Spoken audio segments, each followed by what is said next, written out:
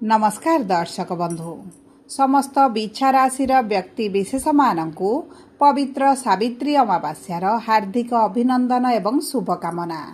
यही 2026 मसीहा मे मास 16 तारिख शनिवार दिन सावित्री अमावास्या पालित होगापाई जाउछि एवं एही दिन सूर्य बुध एकत्र गोचर करी आपणक राशि रे बुधादित्य राजयोग बनाइबा पाई जाउछंती।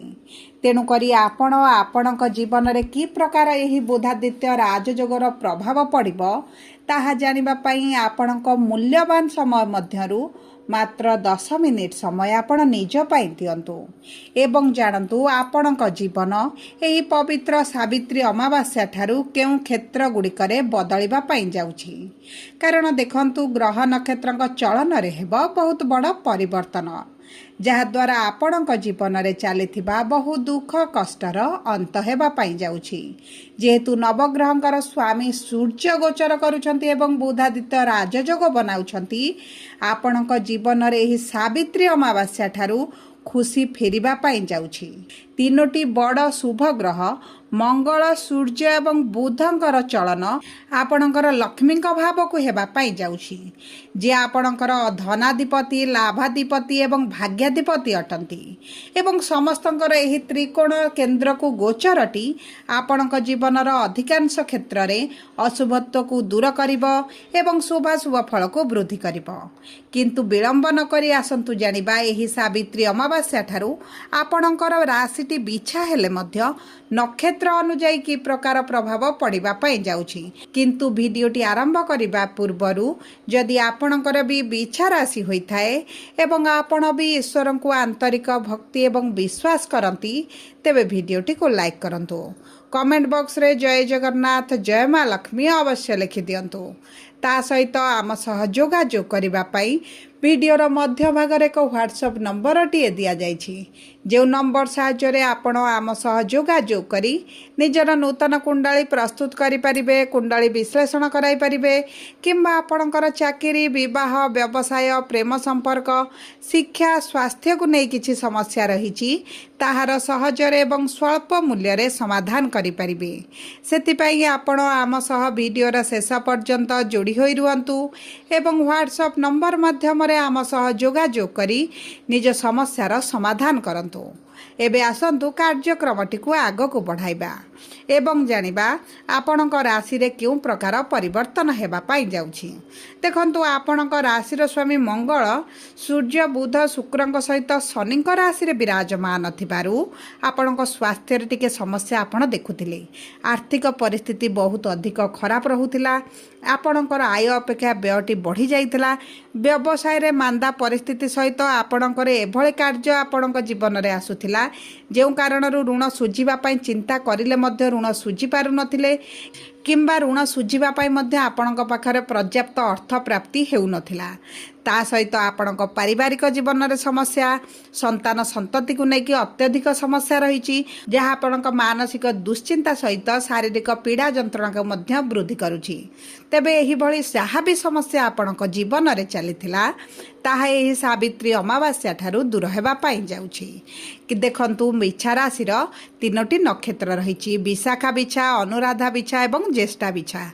तेबे सर्वप्रथम जानिबा विशाखा बिछा राशि व्यक्ति विशेषक जीवन रे एही सावित्री अमावास्या परठारू कि प्रकार परिवर्तन हेबा पाई जाउछि।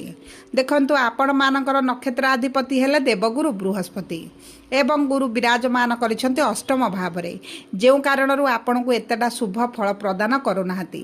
किंतु आपणकर एही सावित्री अमावास्या परे अचानक धन लाभ होई पारे किंबा पैतृक संपत्ति को नै जेउ डिस्प्यूट रहुछि गुप्त शत्रु बढ़ुचंती परिवार लोक संपर्क आपणक शत्रु हेउचंती तांकर प्रभाव आपणक ऊपर धीरे धीरे कमिबा आरंभ होइजिबो।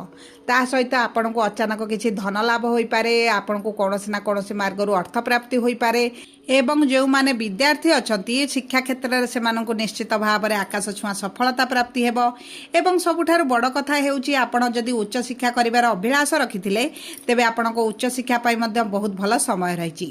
आपण जदि शिक्षा पाई घर ठारु दूर रे रहिबा पाई चाहुथिले तेबे मध्य आपणक पाई उत्तम समय रहिछि। ता सहित गुरु गुरुंकर पंचम दृष्टि आपणकर ए द्वादश भाव को थिबा कारणरू जदि आपण वैदेशिक मुद्रा रोजगार करूछंती तेबे सेथिरे आपणकर बढ़ोती हबो। जदि आपणकर किछि मेडिकल रिलेटेड कार्य करूछंती, व्यवसाय करूछंती, चाकरी करिछंती तेबे मध्ये आपणक पई उत्तम समय रहिछि, किंतु आपणक खर्च उपर आपणको नियंत्रण रखिबाकू पड़िबो। गुरुंकर सप्तम दृष्टि धनर भाव को थिबा कारणरू आपणक आर्थिक क्षेत्र धीरे धीरे मजबूत हेबा आरंभ करिबो। एबे आसंतु जानिबा अनुराधा बिछा राशि बा 17/8 बिछा राशि व्यक्ति विशेष मानकर नक्षत्राधिपति हेउचंती शनि एवं विराजमान करचंती पंचम भाव रे, जेउ कारणरू आपनको आशा अनुरूपक फल प्राप्ति हेउ नाही, आपणक परिश्रम अनुसार आपनको फल प्राप्ति हेउ नाही। देखंतु शनि जेतेबेले पंचम भाव रे शिक्षार भाव रे विराजमान हुंती परिश्रम को दुई गुणित करंती, आशा अनुरूपक फल दियंती नाही, आपणक शिक्षा क्षेत्र रे बाधा विघ्न सृष्टि करंती। किंतु सबुठारु बड़ कथा हेउची आपणकर रस्याधिपति मंगल जेहेतु पंचम भाव रे अछंती, आपणकर विपरीत परिस्थिति रे मध्य आपण शिक्षा क्षेत्र रे आगो को बढ़िबे, मन पसंदर कोर्स करिवे, मन पसंदर कॉलेज रे एडमिशन करिवे एवं जे व्यक्ति मानकर संतान प्राप्ति रे विलंब हेउथिला सेमानकु संतान प्राप्ति रे मध्य प्रबल योग बनुची। आपणक शिक्षा क्षेत्र सहित आपणक प्रेम संपर्क रे मध्य उत्तम फल प्राप्ति हेबो। जदि आपण प्रेम विवाह करबा पई चाहुतिले तेबे आपणक पई समय अनुकूल रहिची। जे व्यक्ति मानकर विवाह समस्या हेउथिला, विवाह होई पारु नथिला तेबे आपणक विवाह हेबार मध्य यथा संभव संभावनाटी देखा जाउची, कारण शुक्र आपणक सप्तमाधिपति होई सप्तम भाव रे विराजमान करिथिबारु विवाह क्षेत्र रे आपणक शुभ फलाफल प्राप्ति हेबो। परिवार मध्य रे शुभ कार्य, मांगलिक कार्य अनुष्ठित हेबो। जदि आपण चाकरी सन्धान रही तेबे मध्य आपको चाकरी प्राप्ति हो पारे। एवं आसतु जानिबा ज्येष्ठ बिछा राशि व्यक्ति विशेष मान 18/8 व्यक्ति विशेष मानकर बुध हेउचंती नक्षत्राधिपति एवं बुध विराजमान करिसेंती 8 भाव रे, जे कारण आपन को एतटा शुभ फल प्रदान करू नथिले, किंतु सूर्य बुध एकत्र आपनक सप्तम भाव को गोचर करिवे माने आपनक जीवन साथी सहित जदि किछि समस्या चली ताहा दूर हो जिवो, परिवार मध्य रे सुख शांति फेरी आसिब। जदि आपनक विवाह विलंब होता तेबे विवाह हो जिवो। विशेष भाव में जदि आप गवर्नमेंट चाकरी पाई किछि परीक्षा इंटरव्यू एंट्रांस रही तेबे मध्य आपनको शुभ फल प्राप्ति हेबो। आपनक साथींकर जदि किछि व्यवसाय रही किंबा आपनकर किछि व्यवसाय रही तेबे व्यवसाय रे आपण उन्नति देखिबे। जदि एही समय मध्य आपण पार्टनरशिप रे किछि व्यवसाय आरंभ करती तेबे अत्यंत शुभ फल आपनको प्राप्ति हेबो। ता सहित जेहेतु बुध मित्र राशि रे रहिबे एवं केंद्र रे विराजमान करिवे, व्यवसायी मानक पई तो बहुत अधिक शुभदायक समय रही। व्यवसाय रे लाभ वृद्धि घटिबो, परिश्रम अवश्य बढ़ी पारे, किंतु आपणकर जेहेतु अर्थ इनकम टी बढ़ी जिवो, आपणक परिश्रमर फल आपणको निश्चित भाव में प्राप्त हेबो। आपणक आर्थिक क्षेत्र मजबूत हेबो, ऋण करज आपण अधिकांश सुझिबा पई सक्षम होई जिवे एवं देखंतु आपणकर जदि किछि कोर्ट कचेरी केस चली तेबे आपण सेत्रु बाहरी आसीबे। आपणक रोग प्रतिरोधक शक्ति वृद्धि घटिबो एवं जो बिछा राशि व्यक्ति विशेष मानकर चर्मजनित समस्या किंबा अस्थि जातीय समस्या थिला सेमानकु सेतिरे उपशम प्राप्ति हेबो। निज खाद्य पानीयर अत्यंत भाव में दायित्व नियंतु। गैस डाइजेशन समस्या, पेट जंत्रणा भली समस्या मध्य आपण देखि पारंती। सबु परे अशुभत्व को दूर करी शुभाशुभ फल को वृद्धि करबा पई आपण प्रत्येक दिन मंगलंकर बीज मंत्र 108 थर पाठ करंतु, हनुमान चालीसा पाठ करंतु, सूर्य को प्रातः समय जल अर्पण करंतु, शनिवार दिन शनिक मंदिर रे सोरिष तेल दीप जालंतु, अश्वस्थ वृक्ष मूल सूर्य उदय पूर्व जल अर्पण करंतु एवं गोमाता को बुधवार किंबा गुरुवार दिन रुटी सहित गुड़ मिसाई खाइबा पई दियंतु। आपणक पई अत्यंत शुभदायक रहिबो। जदि आपणकर बिछा राशि होइता भिडियोटी किभଳି लागला कमेंट बॉक्स रे लिखि जणांतु। जदि आपणक प्रियजनकर बिछा राशि होइता भिडियोटी तांको सहित शेयर करंतु। जदि प्रथम थर आम चैनल को आसिछन्ते चैनल टी को सब्सक्राइब करंतु। धन्यवाद।